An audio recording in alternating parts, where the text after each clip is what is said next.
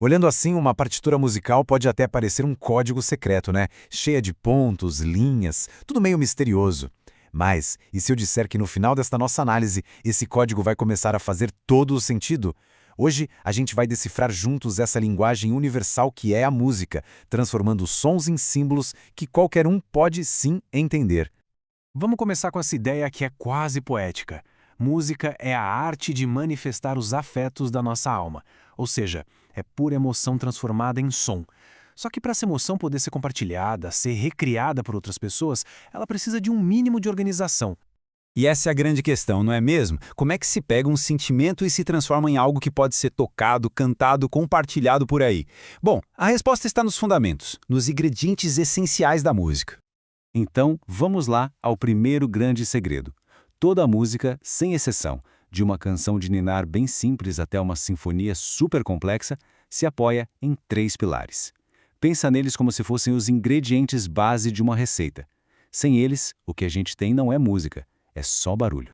E aqui está como esses pilares funcionam juntos. A melodia, sabe, é aquela parte que gruda na cabeça, a sequência de notas que a gente canta no chuveiro. A harmonia é o que dá a cor, a profundidade, tipo os acordes de um violão acompanhando a voz. E o ritmo? O ritmo é o coração da música. É o que organiza tudo no tempo e faz a gente querer bater o pé. Ok, já entendemos a estrutura. Agora, vamos para a matéria-prima, o som em si. O que faz um som ser, bem, um som? Acontece que todo e qualquer som, de um sussurro a uma explosão, tem 4 propriedades básicas que o definem. A primeira delas é a intensidade. Pode pensar nela como volume, simples assim. É a diferença entre um grito e um sussurro. Na música, essa variação entre o forte e o fraco é o que a gente chama de dinâmica, e é uma ferramenta poderosíssima para criar emoção. Em seguida, vem a duração.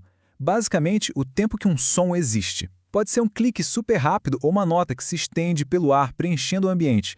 É justamente a combinação de durações diferentes que vai criar o ritmo. Agora, o timbre, ele é tipo a impressão digital do som.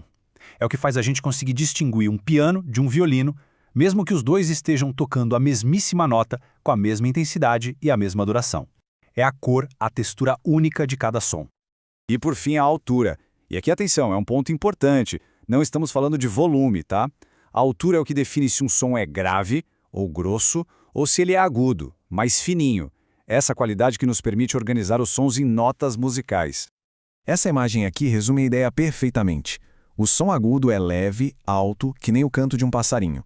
Já o som grave é pesado, profundo, como o barulho de um elefante. Agudo para cima, grave para baixo. Simples, né?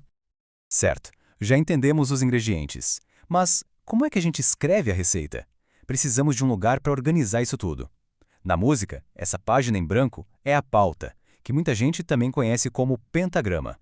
E olha, a estrutura da pauta é surpreendentemente simples. São só 5 linhas e os 4 espaços que ficam entre elas. E uma regra de ouro, a contagem é sempre de baixo para cima. Essa é a base de toda escrita musical. Mas e quando uma música tem notas tão agudas que elas saem lá por cima da pauta ou tão graves que ultrapassam a linha de baixo? Acabou o espaço? O que a gente faz? De jeito nenhum. A música tem uma solução bem elegante para isso. A solução são as linhas suplementares. E elas são exatamente o que o nome diz. Pequenas linhas a mais que estendem a pauta para cima ou para baixo conforme a gente precisa. É como adicionar degraus extras numa escada, permitindo alcançar notas muito mais altas ou mais baixas. Então tá, a gente tem o nosso mapa com as linhas e os espaços. Mas ele ainda está em branco. Se a gente colocar uma nota numa linha qualquer, como saber qual nota ela é? A clave mais conhecida de todas é a clave de Sol. Beleza, já sabemos onde colocar as notas, mas por quanto tempo elas devem soar? E tão importante quanto isso, como é que a gente escreve o silêncio? Afinal, as pausas na música são tão importantes quanto as próprias notas.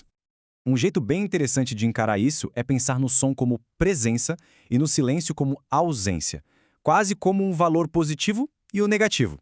Não no sentido de bom ou ruim, claro, mas no sentido de que um preenche o tempo com o som e o outro com o silêncio. Ambos são medidos e têm exatamente a mesma importância para criar o ritmo.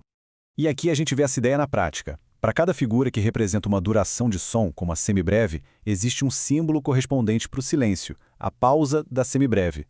Olhando a tabela, para cada nota existe uma pausa com exatamente a mesma duração.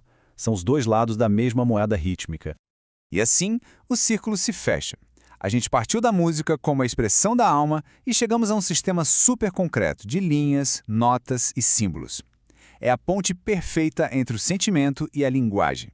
Uma forma de tornar a emoção algo legível e universal. A questão, então, deixa de ser o que esses símbolos significam. Agora, a verdadeira pergunta passa a ser, com esse novo alfabeto em mãos, que histórias a gente pode contar? Que sentimentos vamos traduzir? A partitura está aí, em branco, só esperando pela